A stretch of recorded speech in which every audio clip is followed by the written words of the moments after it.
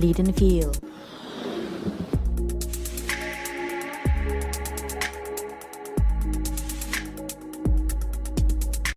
Hello, Bonnie. Hello. Good afternoon. Nice to see you. Nice to meet you in person. Welcome to the podcast channel. How are you doing today, my dear? I am pretty good. I think I'm nicely energized. I would say I feel very enthusiastic, and I also played my power song before starting, so Oh, amazing. I feel super confident to do this, but still scared. But it's really cool. Thanks for having Yes. me.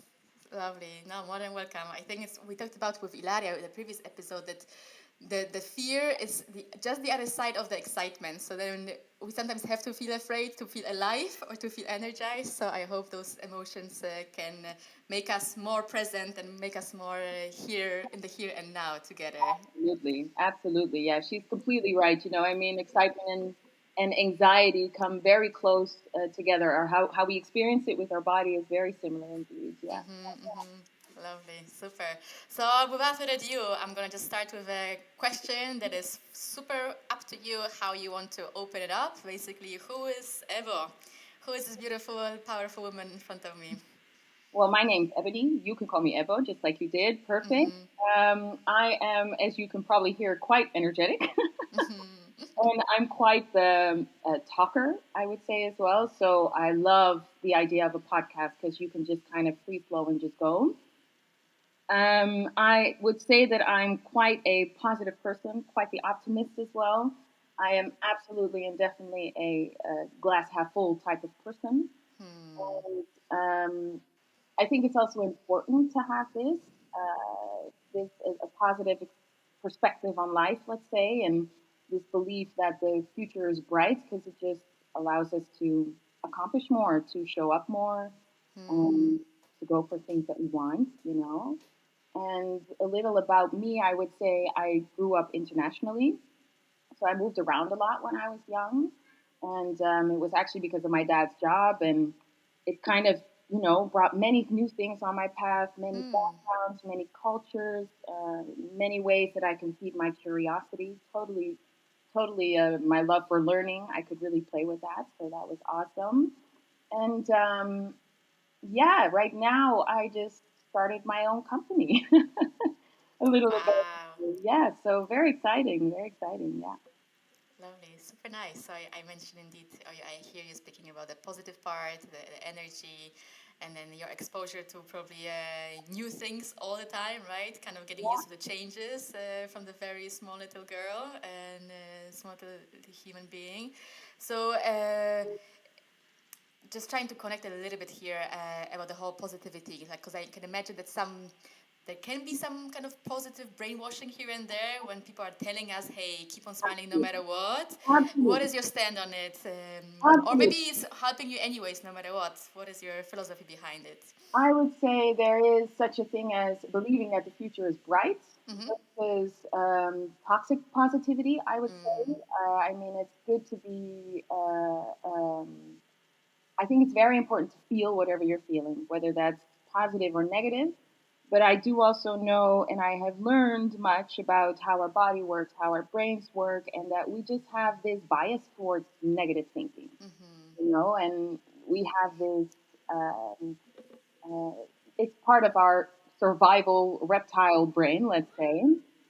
So knowing that, I think at a certain point I learned to embrace what I have in life, to be grateful, to see abundance instead of scarcity. And we live our lives very much based on how we view things, and literally how what your perspective is can change the whole way that what you do, what you believe, what you go for in life, how you show up, when you decide to take action on things you want, when you don't.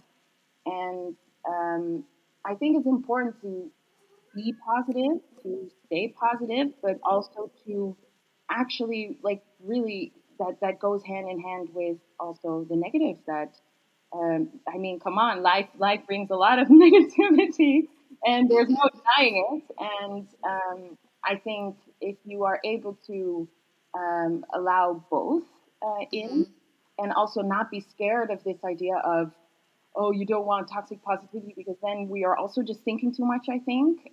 But just be aware of what you're feeling. And if there's negative feelings, allow it to be, absolutely, but also still believe that there is, and trust that there is something brighter at the end of the tunnel that at least will help you through those hard times as well, you Mm-hmm. know, or those negative things. So I hope that answers the question.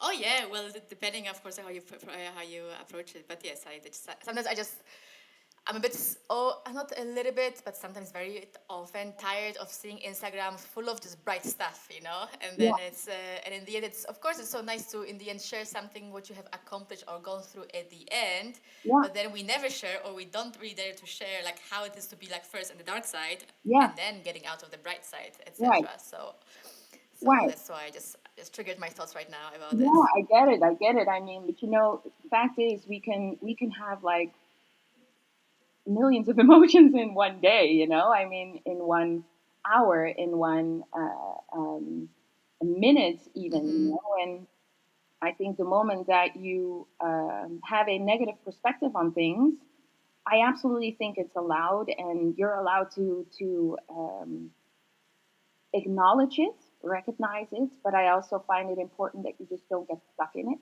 Yeah. The moment that you can get stuck in it, it's like you feed it even more. And also, don't put it away, because then you probably make it bigger as well. You know. Mm, So I think, yeah, it's important to have and be aware of both. yeah. Absolutely, yeah, So based on your experience and on your struggles and successes or small little failures, ups and downs, you mentioned it's important not to get stuck in the situation or in the spiral downwards. yeah, Uh, yeah, how call it hole, so to speak. So what yeah. helps you be aware to keep on looking up and keep on going down? I think it's my take and my view on this is probably because I have fallen so much, flat face, Mm, hit my face flat on the floor many times, and mm-hmm, I think that's probably why I also have this take of see the future as something that can be and is bright, because I see that I've survived many things, you know. And like I said, I grew up abroad, or we moved around a lot, so that was not always easy. mm-hmm, You were always the new kid. My parents divorced when I was young, which was mm, not easy either. And then we kept moving, you know. So at a certain point, uh, it's like my family was split up all over the world, and mm, that's very difficult. We fail a lot in life, but I learned, I think, to see those failures as lessons, or as I think when I was younger, yes, there was a time where I would be like, okay, just keep going, avoid everything that's bad, nothing bad is happening, you know. And at a mm, certain point, you notice that that just kind of bites you in the ass. You have to do your healing. You have to do your we don't always have to cope. You know, it's good to understand how you are able to cope with things, but sometimes it's just allowed to feel shitty mm-hmm, and mm-hmm, not be okay. You know, and I must say, in hindsight, all those difficult things in my life have led me to look for things that helped with my healing. You know, I did a yoga teacher training at a certain point, and I think that was, for me, a major part of observing my own thoughts and my own mm, behaviors and my own feelings, and actually sitting with them, you know. And but in the end, there always comes a choice. What do you want to do with it? Are you going to choose to do the same thing? Or are you going to choose to do something differently? Are you going to choose to go for what you want? mm-hmm. And I think at a certain point, I just always chose, um, after many failed attempts. I think I just chose every time. Okay, let me just do something differently, because I don't know. There's this quote about you don't you if you think you tried everything, you probably haven't, or I'm not sure how the quote goes, but Hmm. you always have choices, and I think if you can own that responsibility, Yeah. taking choices for yourself and for your life and for your healing, then yeah, I think you can get quite close to what you want for yourself in your day Mm-hmm. to day, in your weeks, in your life, in Yeah. your job, in whatever you like, you know. Yeah. Yeah. Oh, wow, So it fantastic. definitely Yeah. came from somewhere. Yeah. Yeah. Yeah. This type of perspective, I would say. Yeah. Yeah. Yeah, what I think clicked with me now is that I think what is also very dear to me is the whole ownership, right? Taking responsibility and just owning your life, or even, it can sound cliche, but like taking responsibility of how you want to feel, where you want to go, and Yeah. then just, yeah, and taking all possible side effects or consequences of Yeah. anything, right? Yeah. Yeah. Yeah. Because it's just very easy to blame your life or your feelings or what you're going through on other things or other people. And the moment that you realize, okay, I actually can choose to say no or to say yes or to leave this space or Hmm. to say bye to people, or the moment that you notice that you have a choice, and not making a choice is also a choice.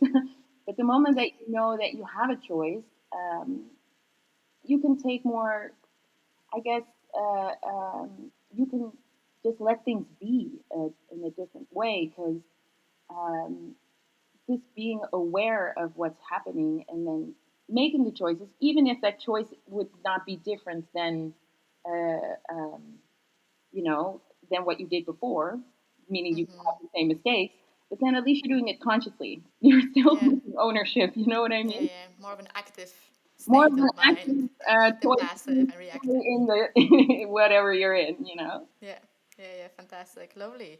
So then I think that from ownership, for me, it's like one of the big component of leadership overall. Like in my eyes, being a leader is basically owning your life, no matter where it's what as areas you talk about, right? At work, in your career, or in your life, or your family, sports clubs, however else you want to lead. So then, what's your take on leadership overall, or what leadership means to you then?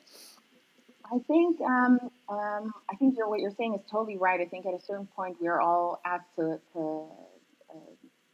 lead in some way, whether it's in Mm-hmm. our family or in our jobs, or and I would say leadership to me, I think first of all is it's very important that you know what you're about, and what you believe in, because and what you stand for, and because I think leadership very much is kind of just having a vision for yourself, or having a vision Mm. at all, and daring to share that, and hopefully, having it resonate with other people so that they can, I guess, follow you in some way, or stand by Yeah. your side, or go work with you towards a certain vision. But yeah, I think leadership is very much taking ownership and of your own behavior. But I think also recognizing that we are always students as well as maybe teachers or leaders or whatever, And I think being a good leader is also recognizing that you don't do stuff by yourself at all. Mm-hmm. And I think it's very important to also know that you're always learning, and that it's very important to surround yourself with people that know more than you, Mm-hmm. um, and to dare to be vulnerable in that sense, I guess, as well, right?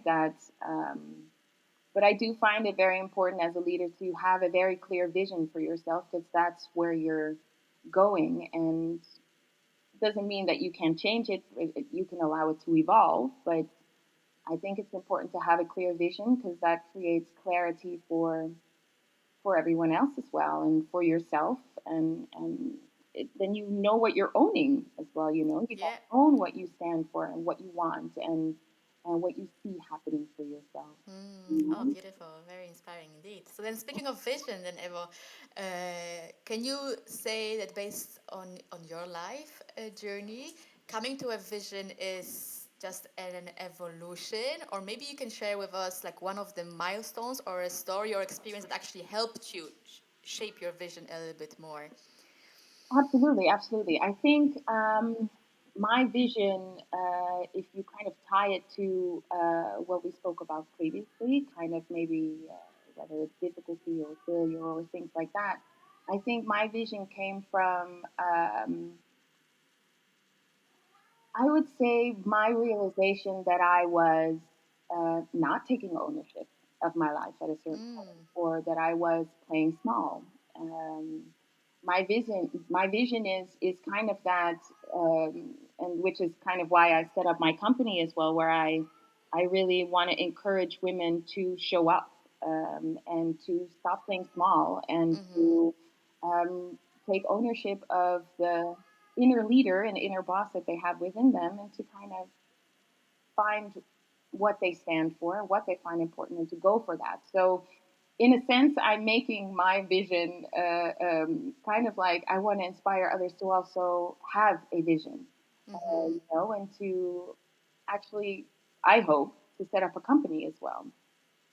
So, I I would say my realization when I noticed, wow, okay, I think I woke up one day and thought, okay, is this my life? Is this what I want?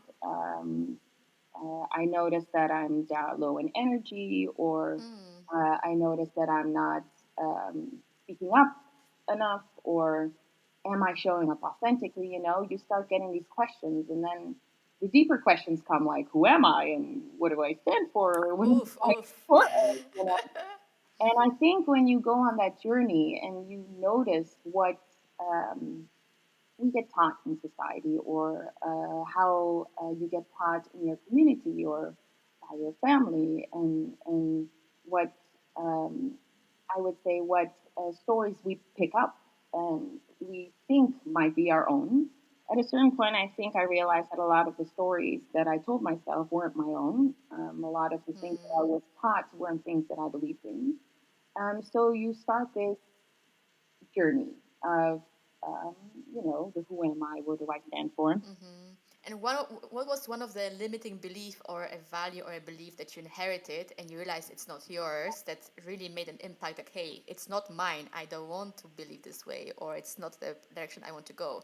But because people told me, or I thought I have to do it. Can you come up with one thing that was really like a, or not even big, but so to speak, like a realization that no, it is not me. It is just what I was Um, brought or exposed to. I would say it can be anything from a comment about. I think it's also always it's often comments, right, that people make, Hmm. that, and your behavior as a reaction to those comments, that you're like, oh wait, where else do I do this in my life? I do this a lot, and I think it's with things like when people say you're too loud, or Mm. speak softer, or you're too energetic. There's nothing to be excited about, or Mm.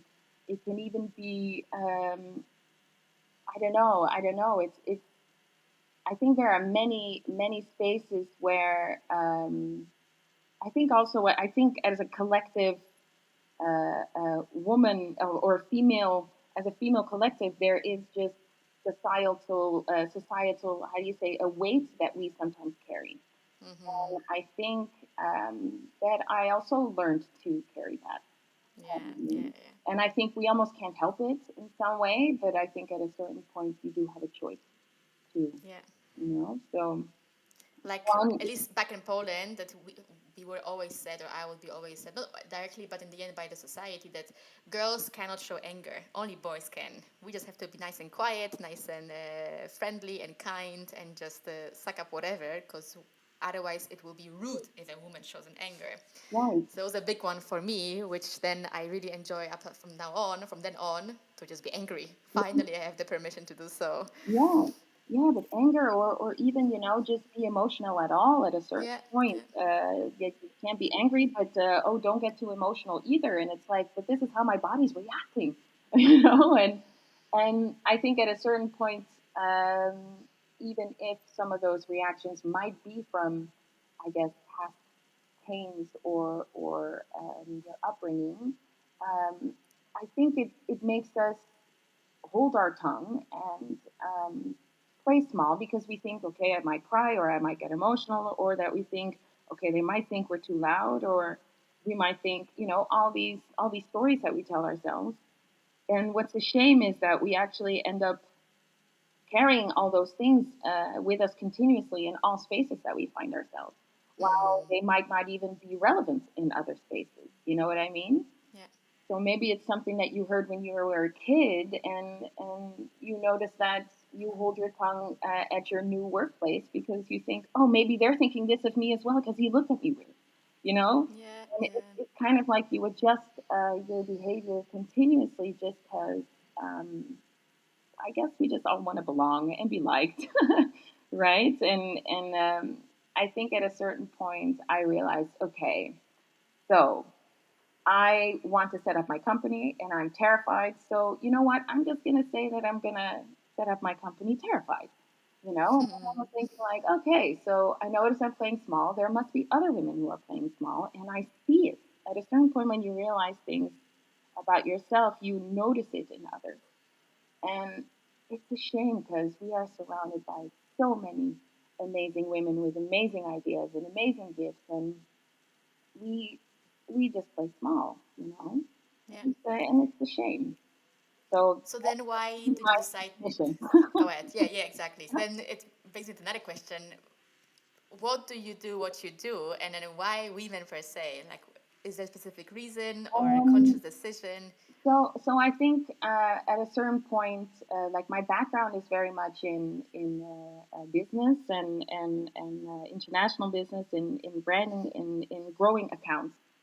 And I think I worked in business for about 10 years. And at a certain point, because of my own healing and journey, I ended up um, looking into self development and into coaching and into mindfulness. And I started doing, whether it's getting certificates or whether it was for my own healing or to learn or to teach others or to learn just more about yourself. And I think at a certain point, I thought, I'm going to combine these two.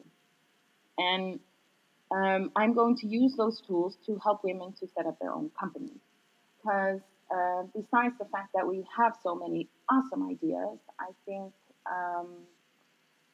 many of us end up doing what we think we should do instead of what we want. Not enough of us are doing what we love.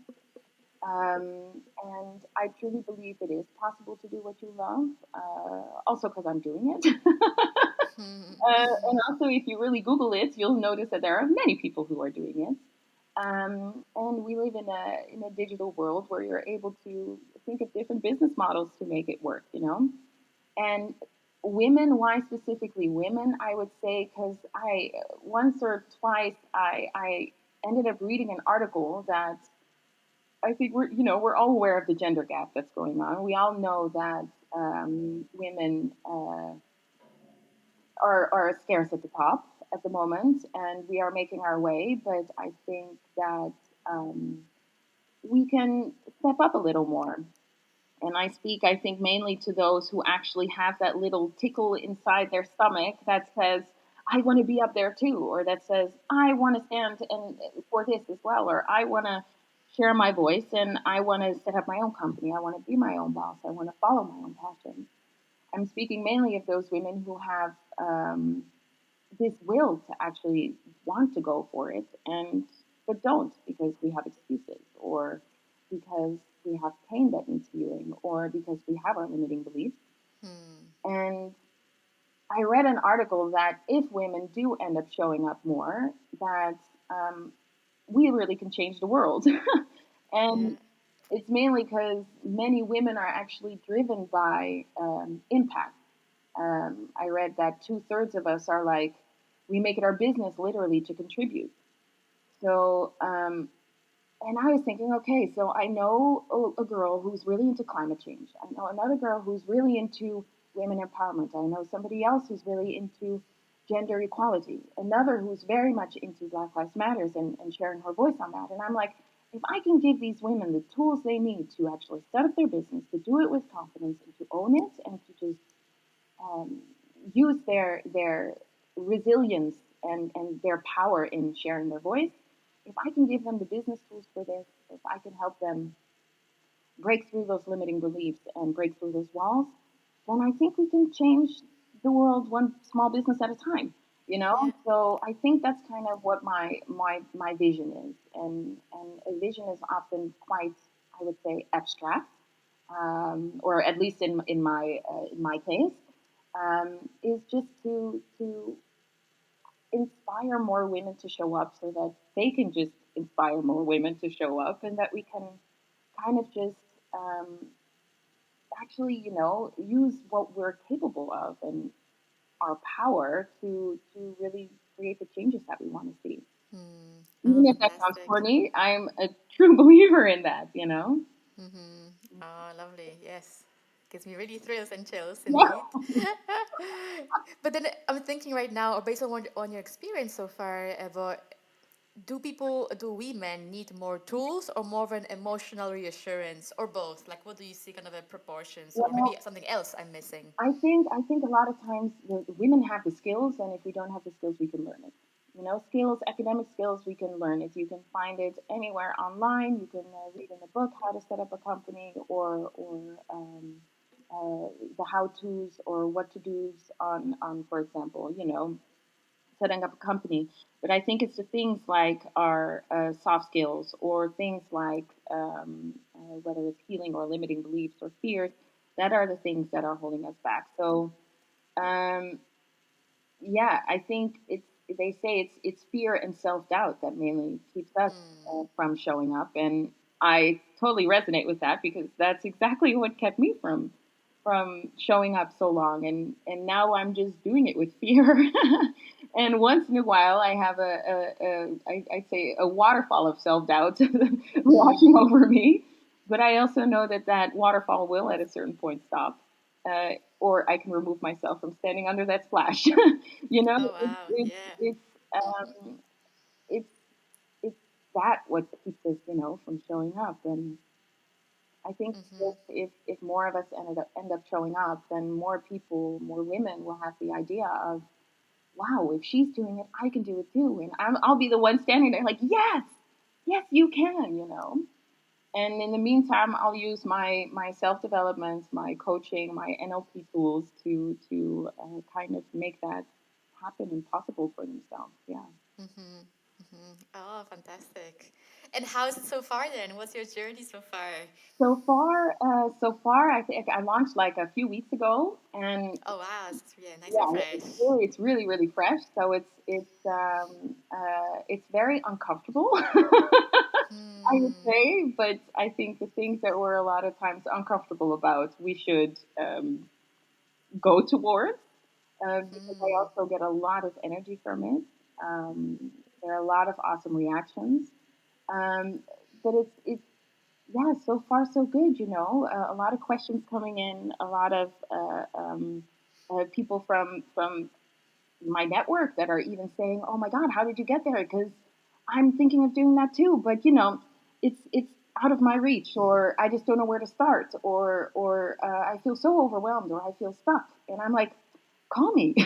you know, it's exactly what I want to work on, but it's also Yeah. what I want to actually just you know have people just flirt with those ideas, to actually notice and realize, wow, Ebony just did a career switch. Wow, she's Yeah. 33 years old.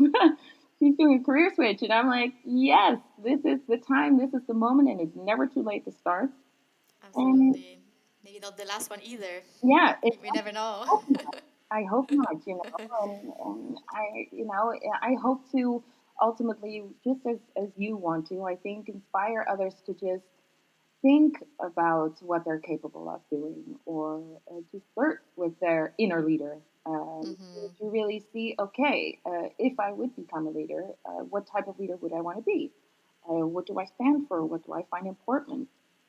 Oftentimes, if you talk about, for example, anger, what you just said, oftentimes the things that we should lead in are things that make us angry, Yeah. that get us Mm. frustrated. And there's probably something in people that thinks, wow, I can make a real big difference in this. And I think we should answer that calling. Mm-hmm. Absolutely. Oh, super nice. I'm loving it. Really can't wait to see more and more if I'm available. Yeah. Just one thing, because I'm just always curious about those not super shiny moments. And Yeah. because you mentioned what makes it uncomfortable and why is so. Um, I think what makes it uncomfortable is that everything I'm doing now is new. Mm. If you do something new, I think we have to get comfortable with being uncomfortable. And I think along my journey, I just learned that this discomfort that I would used to run from is actually my body just telling me, "Oh my goodness, what are you doing? You're doing something new. Oh my God, no, I like to stay where I was. I like to just follow routine. I like to know what to expect." The survival part of our Mm-hmm. brain, right? And I think I noticed I became uncomfortable with many of the things that I was doing, whether it's recording this podcast or helping with a workshop or even launching my website. You know, just what words am I sharing? You know, I also have the things like what would people think? What if it goes wrong? What if it doesn't hit off? But I also have this thoughts like I can do this. Let's do it, you know. But it's also because I really put some active effort into introducing some more positive language and positive affirmations into my life. Hmm. So, Yeah. yeah, yeah. I remember what you said during the workshop of Ilaria that the brain does not distinguish the action and the imagination of that action, right? So Yeah, that yeah, the if you brain. feel or you think you are powerful, you already feel powerful. Yeah, yeah, absolutely. Yeah, your brain doesn't really know the difference between things that you're truly experiencing or what you're imagining, which is why, I don't know, half the times when we feel, I would say, some restlessness or frustration in our bodies is often because we're imagining something going wrong or someone doing us Hmm. wrong or us falling on our faces and failing, you know? And I think at a certain point, I kind of used that as a tool to imagine what if it goes right, you know? Because our brain is very responsive to what we ask of it. You know, if you can ask what can go wrong, you can also ask what's gonna go right, and you will Yeah. also get your answers. And if you can learn how your body works, how your brain works, um, how your body responds to your thoughts. You know, it's just fascinating. And that kind of was for me like an aha moment like, oh my God, we really are powerful. Like, you know, those people that used to say, all that you need, you have within. I'm like, I'm going to preach that right now. You know, I'm like, I'm the Hmm. believer that thinks that because we are capable of so much more than you think, you know? So, yeah. Yeah. Oh wow. Lovely, lovely. And I think it's a beautiful kind of a cycle closure, so to speak. I would say. Well, a beautiful, nice point. Is there anything before we wrap up? Is there anything that you would like to still share for the audience, for me, or for yourself that would make you feel even more satisfied with our conversation? I would say, I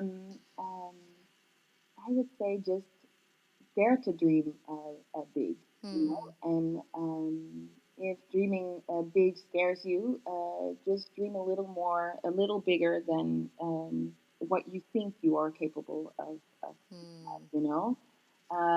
If you imagine a mountain, make sure you get to base camp one first.